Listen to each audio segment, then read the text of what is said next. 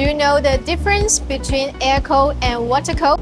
The principle of air cold is to circulate the air through the fans and heat sinks to dispatch the heat inside the chamber, similar to the fans blowing on the computer hose. Water cold uses a water pump to circulate cooling water to the condenser to take away the heat inside the chamber, similar to cooling the car radiator.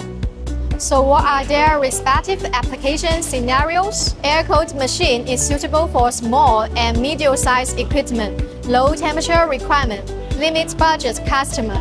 Water-cooled machine is suitable for the large equipment, large sample load, and customer who need to run the equipment for a long term. In terms of cost, air-cooled equipment is cheap but slightly higher power consumption. While water-cooled machine, the initial investment is high, but more energy efficient after a long time using.